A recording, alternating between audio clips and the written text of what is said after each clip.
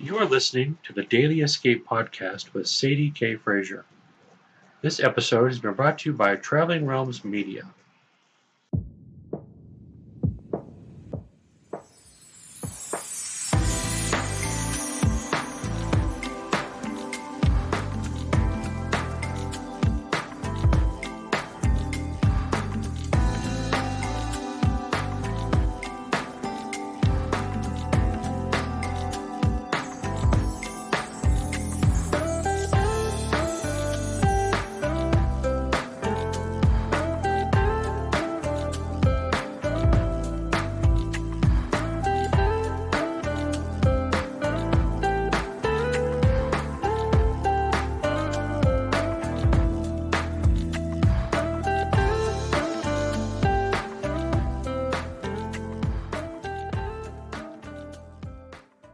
Hey everybody, welcome to a very special edition of the Daily Escape podcast. As you guys know, I've been interviewing and kind of sharing insights from people who have made an impact in my own life. And I've kind of started this series that's called People Who Inspire Us to Be More or to Do More. Now, by interviewing others that are facing challenges or battling a serious illness, and even those who've come face to face with death and lived to tell how they've managed to make it through, I have found these completely unexpected, life-altering, delicately pivotal moments of change and transformation that happen as a deeply personal process is revealed through their eyes. I hope that by sharing their stories, their hope, their inspiration, and also their challenges, their fears, and even the bitter, ugly truths that nobody really wants to talk about, that we might illuminate topics that are often hidden from view or just simply not discussed because we're afraid of the answers we might receive. Now, today we have the honor of speaking with someone that I want to welcome to the Daily Escape podcast with arms and eyes wide open. Not just because she's my cousin and I love her, but because she is truly one of the most inspirational, strong, remarkably resilient women that I know. And I've asked her a lot of tough questions ahead of time. I sent her an email with a lot of questions and basically just asked that she pick and chooses how she wants to do this, how she wants to answer them. I basically just wanted to know from her perspective what her story is, what life from the perspective of someone who is living with ALS, how that feels, her journey along the way. I basically just wanted to share her answers and her journey with you as well. I just sensed that she has this story to tell that we only get to glimpse maybe bits and pieces on the stuff that I see on Facebook and some of the things that she's doing in her life to kind of knock some items not only off her bucket list, but to inspire others and to hold on to hope that just because you receive a diagnosis like that does not mean that you have to stop living. In fact, it kind of energizes you to realize that life is too short. We can't just sit here and hope for someday, wait for one day. We need to make that, and you guys have heard me talk over and over and over again about making today your day one. Don't wait for someday, because if you wait for that, it just may be too late. So I can't wait to share her answers and her journey with you all as well. And like I said, in doing so, maybe we will all have the chance to grow in ways that we never ever expected. So I became a little more familiar with ALS when one of my high school friends passed away after suffering from ALS. And I ended up writing a memoir of his life as if he would have had the chance to go to college and fall in love and have a child. Basically the life he'd always dreamt of living, but he never got the chance to. Now, his legacy and core message to others was that we stop, we enjoy the little things. We never take one single breath for granted. So he lived by the live, laugh, love motto always. And that book, if anybody wants to check it out on Amazon, it's entitled Love, Sam.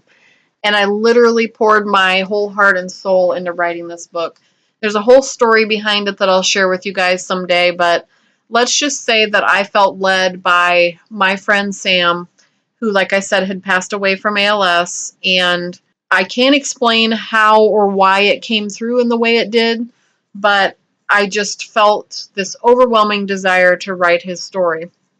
So let me read you just the blurb of the story. And I feel like it really lines up with a lot of things that my cousin is going through right now too, and the guests that I will have on my show here coming up. So I wanted to share that with you as well. After a terrifying accident, fate allows Sam Murphy a second chance at life. He turns the pages of that redefining chapter and looks forward to the future as he writes the story of his life. With a newfound sense of purpose, he is determined to live every moment to the fullest and make every moment count. As he begins to recover from his injuries, he accepts that there will be hard times along the way and that not every day will be easy to endure. What he couldn't have imagined were the heartbreaking adversities he'd soon be forced to face, or the incredible blessings that would transpire as this touching story unfolds. After meeting the love of his life, Addison Montgomery, as she literally came crashing through the doors of his Psych 101 class, she stormed her way straight into his life and forever into his heart. As they began planning and dreaming of a beautiful future together, they received a phone call that changes everything. In one split second, it became the moment their lives stood still and would never again be the same. An earth-shattering twist of fate tests Sam beyond the immeasurable limits of survival as his life and their future hangs in the balance. Join Addison and Sam on this inspirational journey through love, despair, loss, and hope. Walk beside them through some of the most intimate, broken chapters of their hearts as they redefine the meaning of grace, of mercy, and of unyielding hope in the face of adversity in his dealing with his diagnosis of ALS.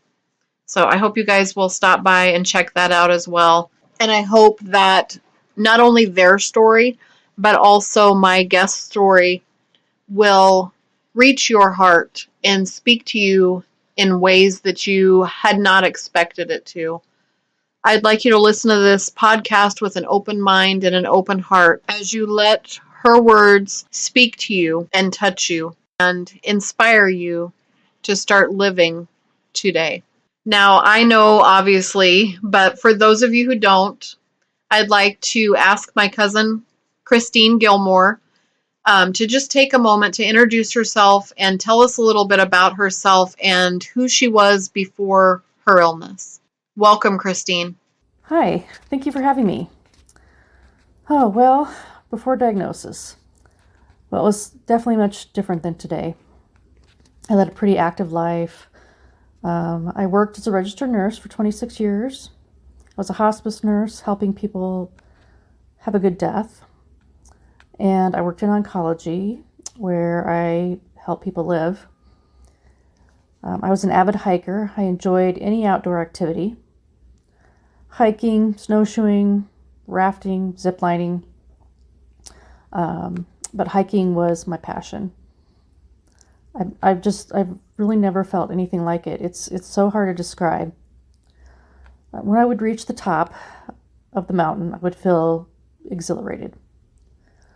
And then my other passion was end-of-life care. I felt honored to care for my hospice patients. And I wanted everyone to be able to have that experience when they are dying. My someday list included climbing every 14er in Colorado. And for those of you who aren't familiar with that term, it refers to mountains that are 14,000 feet and higher. Another bucket list item was I wanted to see the fall leaves in New England, and I wanted to go to Ireland or just travel in general. I experienced my first symptoms in 2016. At that point, I was in the best shape of my adult life. I had spent several months working with a personal trainer, lifting weights, cross-training, and he pushed me like he would with any of his younger clients. I lost 40 pounds and I developed a really muscular body. And then all of a sudden, I began to have difficulty hiking uphill. I would get tired really easily and I started to trip and fall. At first I thought, could it be my age? Was I just a klutz? And then I decided it was just me being careless and not paying attention to the trail. And I just really didn't let it affect my life. But the following year, the fall of 2017, we were hiking. It was a pretty strenuous hike. On the way down, I had difficulty standing up straight. My body kept leaning to the left, and I thought I was having a stroke. So I met with my PCP, and she ordered a brain MRI, and then told me it was normal, and there was nothing neurologically wrong with me. After that, hiking started to become more difficult, and eventually even walking on flat surfaces was taxing. So then in 2018, I saw a new physician who referred me to a spine doctor. The spine doctor referred me to a neurologist. So ALS, it's a diagnosis of exclusion. They test for almost anything and everything that can, to rule out other diagnoses. So I had a spinal tap, I had MRIs, CT scans, and an EMGs. And the EMG involves needles being inserted in the muscle and it looks at electrical activity in the muscles. So after all of those tests, in 2019, my neurologist said this is bad. He said that you have motor neuron disease. And the original disorder was called PMA. So it's basically a lower motor neuron form of ALS. Because I didn't have some of the other symptoms, the upper motor neuron symptoms that define ALS. But he told me it could probably turn into ALS.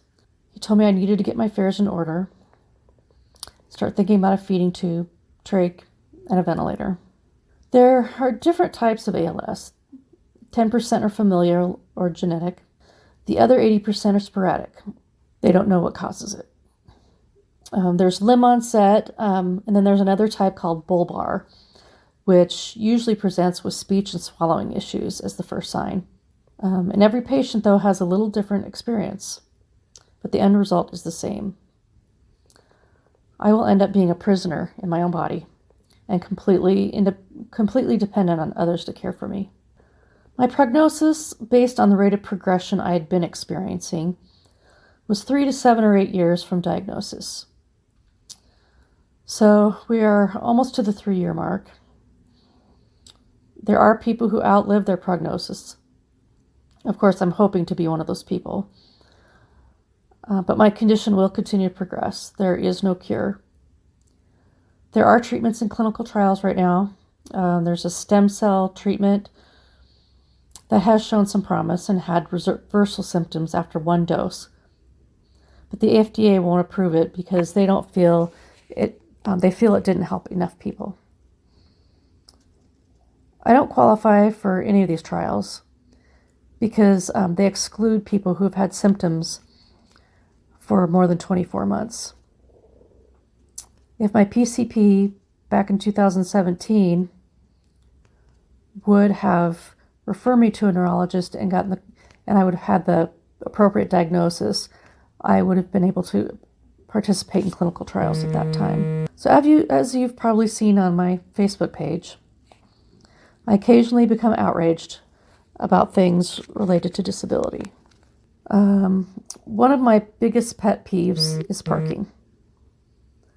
First, there are never enough handicap spaces. Second, I've caught many people parked in handicapped spots who don't have disability plates or a placard. Third, there are access aisles between handicap spots. This is indicated by there's several diagonal white lines. And this space is there to accommodate wheelchair van ramps. I've seen people park in that spot or half in that parking spot and half in the aisle. I've had situations where I could not get back into my van because someone's parked too close. The other irritation of mine is public restrooms. Rarely have I found a restroom that's truly accessible. Sometimes there'll be a sign on the door that says that it is, but I've been stuck on the toilet several times. We were in Ireland recently, and it's amazing. They were leaps and bounds ahead of the US when it came to accessibility. The pubs, the restaurants had separate bathrooms just for disabled use, and they were truly accessible. Chris and I met the end of 2015. I was on a dating website and had experienced a few dud dates, as we probably all have.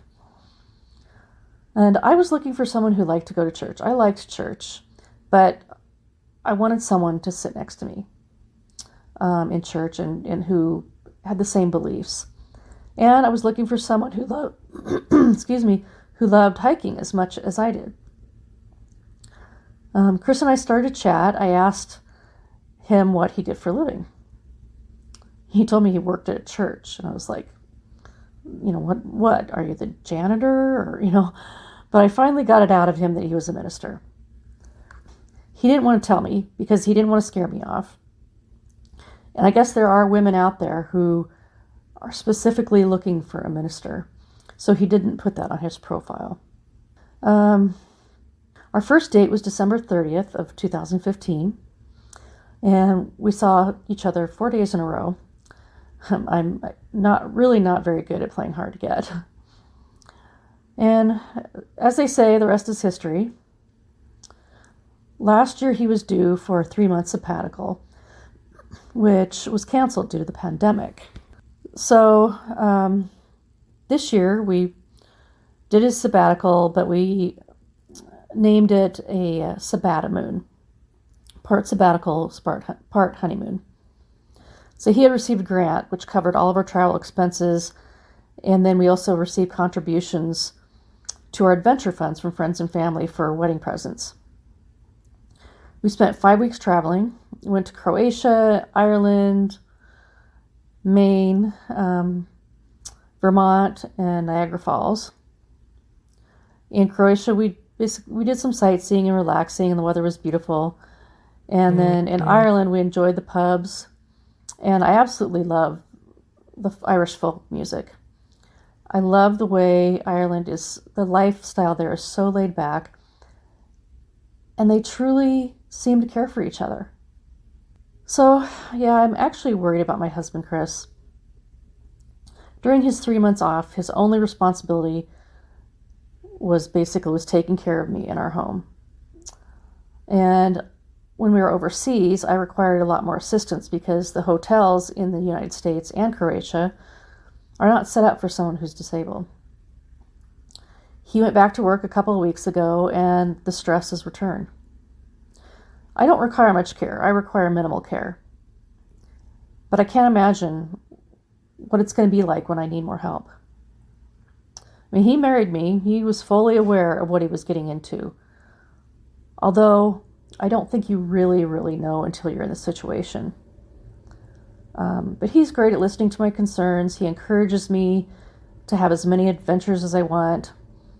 And ALS is actually not just my diagnosis.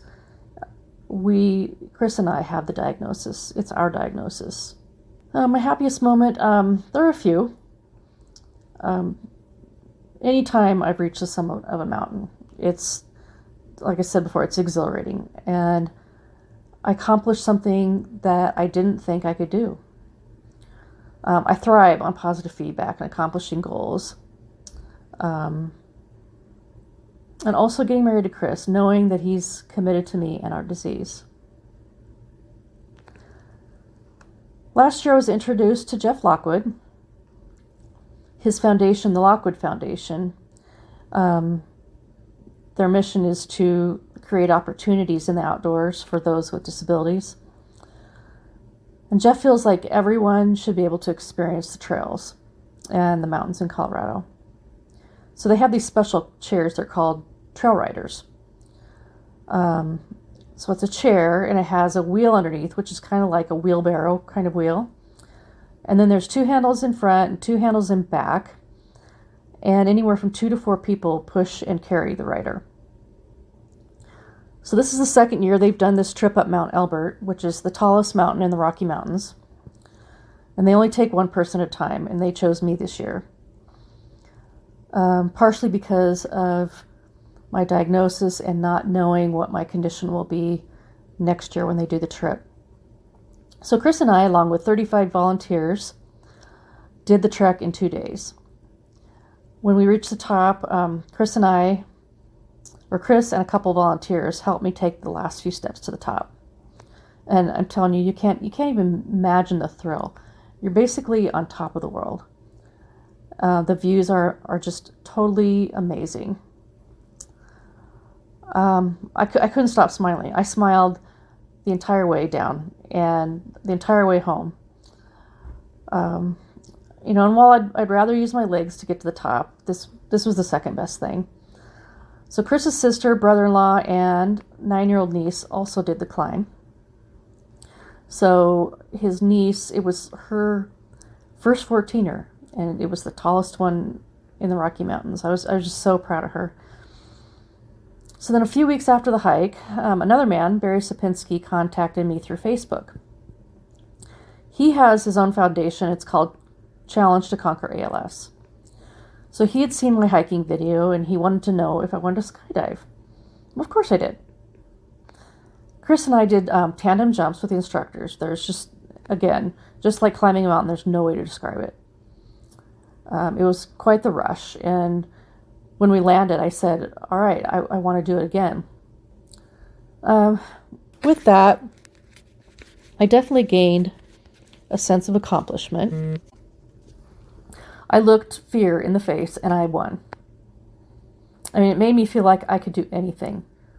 Well, almost anything I set my mind to.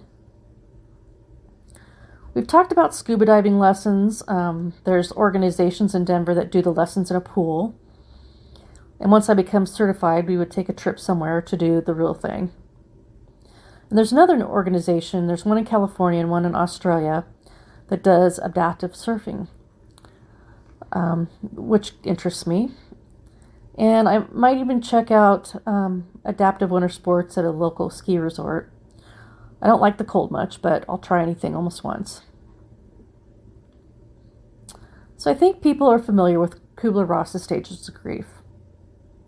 There's denial, isolation, anger, bargaining, depression, and acceptance.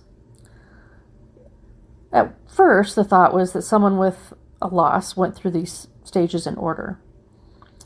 But it's known now that there is no particular order. And it's possible that there are steps that are skipped by some.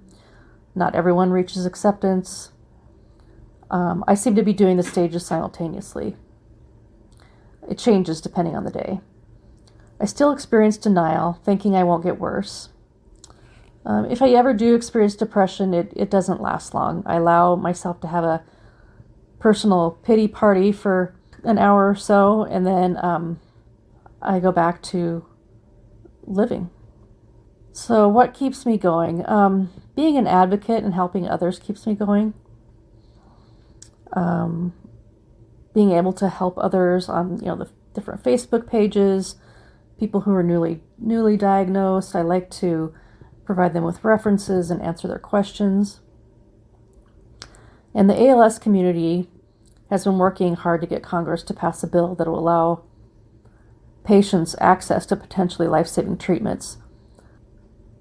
My message to ALS patients is to continue life as fully as you can. Don't give up, and don't allow ALS to take everything away from you. This illness has taught me not to sweat the small stuff, even though most of it is small stuff. It's taught me to make plans and do as much as I can while I can. One thing which I mentioned before is that my relationship with my husband improved. I'm not sure what it was exactly. I think I just stopped being afraid. I'd experienced some bad relationships and was always in fear that this one wouldn't work out. And I was so afraid that I was going to get hurt again. But seeing that he's committed to this relationship and knowing he knows he will have to take care of me, that squashed those fears. Also, after diagnosis, my neurologist encouraged me to quit my job. As a nurse, my job was stressful. But I also noticed that it seemed like it was making my symptoms worse. The days were long. The working in an oncology setting it is very stressful. I did feel bad for leaving. It was, during COVID, and I felt guilty. I felt bad for leaving my coworkers to deal with COVID and the added stress that caused. But with that said, I do feel a lot more relaxed now. The stress is mostly gone, and it doesn't seem like I'm progressing as fast as I was. So it may be a coincidence, but after my first COVID shot in March, I did have improvement in function. Prior to the shot, it was almost impossible for me to roll over in bed on my own. I also noticed, a few days, or maybe it was like about 3 weeks after my first shot, I was able to roll over with ease. I also noticed that I was able to get out of bed easier. So I didn't notice any changes after the second shot. And it's been about 3 weeks since my third shot. And it could be all in my head, but it is easier now for me to get off the toilet. And there's been 2 others in my Facebook groups that have reported improvement after their shot. And my neurologist said that she's had other patients with other neurological diseases like, Parkinson's, and they had also reported improvement after the vaccine. Ask for help and accept help. It is difficult, especially for those of us in healthcare. I took care of others as a nurse for 26 years. I've always been independent. I have this thing, I don't want to put people out. And I've learned that when you have a serious illness, you start each day with a limited amount of energy.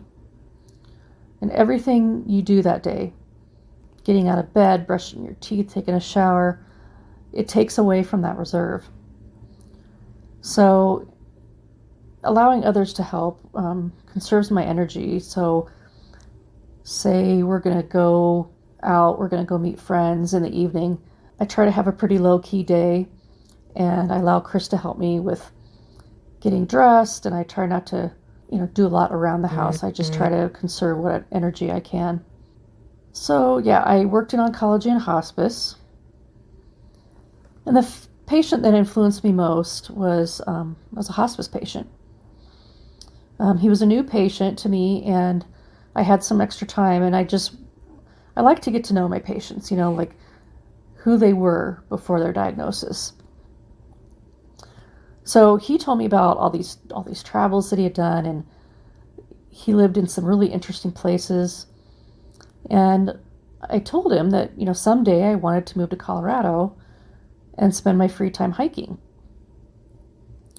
He looked at me and he said, "Don't wait for someday, because it might not happen. Or be too late to do the things I wanted to do." I'm telling you, that's all it took. I found a hospice job near Vail, Colorado, and I moved. If it weren't for that patient, I may not have ever had a chance to live in the mountains and done the hiking that I wanted to do. I also had many patients who were unbelievably strong, dealing with tough chemo regimens and 6 weeks of daily radiation. I told my patients that, when I first met them, I told them I was there to be their cheerleader. And that's the thing about ALS. We don't really have those cheerleaders. Most people don't even know what ALS is. My mom taught me the importance of being strong. She dealt with a lot of hardship in her life, and she always got out of it stronger than before. And my husband, Chris, he's taught me patience and tolerance. And he's opened my eyes to the world, and he's helped me see that there's more than one way to live life. There are many ALS patients who have shown amazing strength. They continue to advocate for change. And there's one particular woman and I'm sure I will butcher her name. It's Mayuri Saxena. And she's at the very end stages as far as she's completely paralyzed. She's on a ventilator, can't eat, can't speak. But with her eye gaze system, where she can type using her eyes, she continues to advocate every day using her eyes to type. When I feel overwhelmed, I have several go-to fixes. I still have a desire to help others. Like I said, I like to spend time on the ALS groups on Facebook, providing support for people who are newly diagnosed. I still love being outside. I remember the day that I received my power chair. I was so excited. I took it out for a ride on a nearby trail because without it, I couldn't get outside. I couldn't use my walker anymore. My legs were too weak. When I got out on that trail and started busting down at 6.4 miles an hour, I smiled from ear to ear. It may sound weird. Another thing that comforts me is reading memoirs of others who have had ALS. Their stories inspire me to keep going, and it actually recharges me. And my biggest challenge now is that my arms and hands are becoming weaker. I have to use 2 hands to do most things, like brush my teeth or dry my hair. And this sounds really vain, but you have to know my upbringing. But the day I can no longer fix my own hair or put my makeup on is going to be really tough. My biggest fear is becoming an emotional, physical, and financial burden. I've read that it costs $250,000 a year to have ALS. But I've also heard that it costs much more than that when you have 24-hour caregiving. There's a shortage of paid caregivers, and insurance doesn't cover it. And for those of us in middle class income, we're the least able to pay for this. I make too much money for Medicaid with my disability, but not enough to pay out of pocket. We've been fortunate. We received a grant to make modifications to our bathroom, and we've received a lot of free equipment from the ALS chapter, from the local chapter, and the organization called Team Gleason. Team Gleason has provided me with a travel wheelchair, and they paid for the part of my power wheelchair that allows it to go up and down so that I can reach into the kitchen cabinets and talk to people face to face instead of people looking down on me.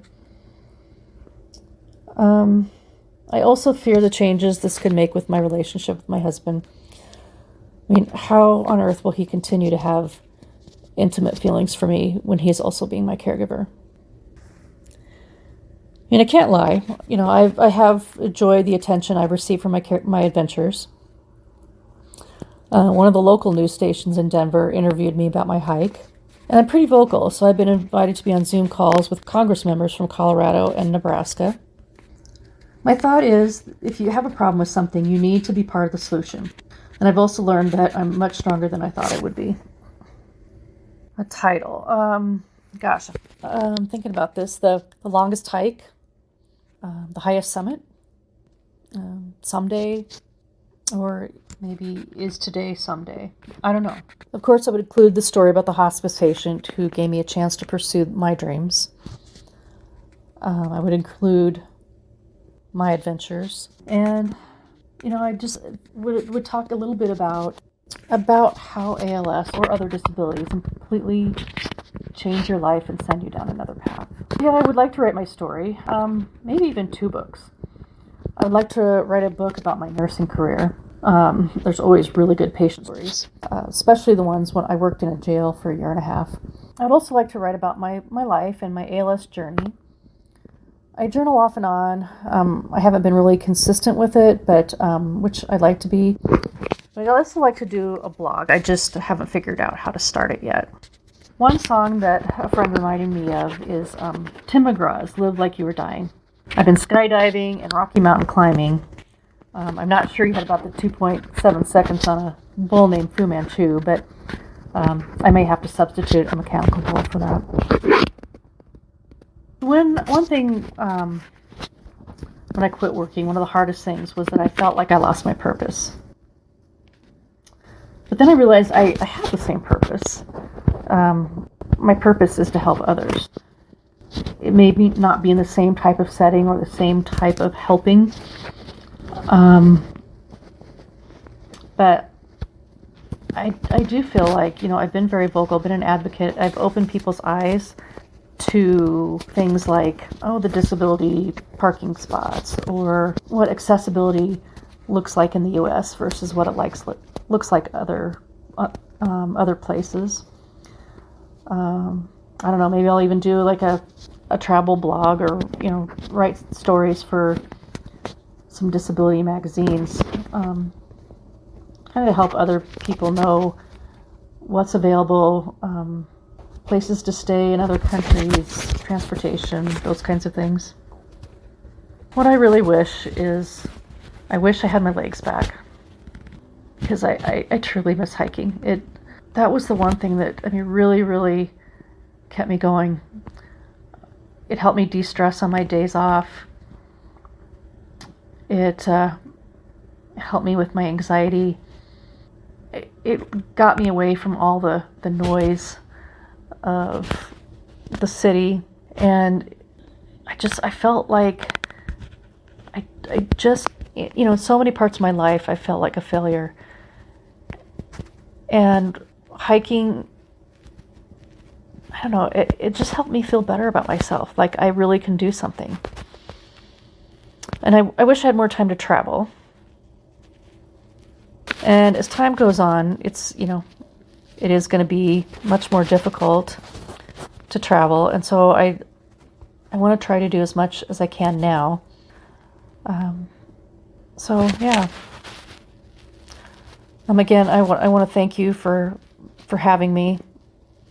I do like telling my story, and if nothing else, I want people to have a little bit of awareness of what this disease is, and maybe find a few minutes of their time to contact their local senators and representatives and ask them to help us get treatment and pass the bills that are needed so that we have access to treatment, just like cancer patients do. Wow. There's not much I can say after all that, Chris. I want to thank you from the bottom of my heart for joining us today. And we truly are all praying for a miracle for those who suffer from ALS, and for you specifically, Chris. I am just astounded by your strength, your resilience, and your joy and your courage as you live boldly in the face of your own potential mortality. You have shown remarkable courage in the face of adversity. Your strength in mind, body, and spirit is immeasurable. And the grace and honesty in which you've answered my questions and shared your heart and journey with us today truly has changed my life in ways that I did not expect. So, like I said, I thank you with all of my heart for allowing us all to become a part of your world for even just a few minutes, to glimpse life through ALS, through your eyes. It's been an incredible experience I will always treasure, and my heart is forever changed by your incredibly inspiring story. And for all the rest of you, I hope that you will join me each week as we do take the next steps in becoming more than we ever thought imaginable as well, as we learn that nothing is too big to handle when we step out of the way and we let the universe guide us. My wish is that my guest, Chris, as well as myself, have provided you with hope, that we've uplifted you, that we've made you laugh, made you cry, but that most of all, we've made you want to scream out loud, I can do this. Yes, I can. So chin up, my friend. You've taken another big step, and it's all uphill from here. So straighten your crown, take a deep breath in, and let it all go, because I believe in you. You've got what it takes, and so do I. And I think after talking to Chris today, those words have always meant a whole lot to me, but they mean even more now. And I truly thank you from the bottom of my heart for opening our eyes and showing us that today needs to be our someday, our one day that we take that step forward and we truly learn to live again. So together we'll make it through day by day and piece by piece until we're restored, healed, and find joy in the journey once again. I hope you all have a great week and you find a little piece of heaven to retreat to as you're learning to live your best life and let nothing stop you, because life is just too short. So hang in there and know that you are loved from here to the universe and back. Until next time, I'm unconditionally yours. All my love, Sadie.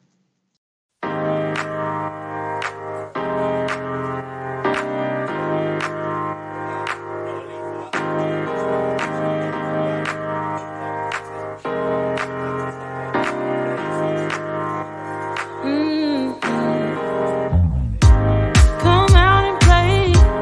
It's Saturday, and I promise I'll love you much better now.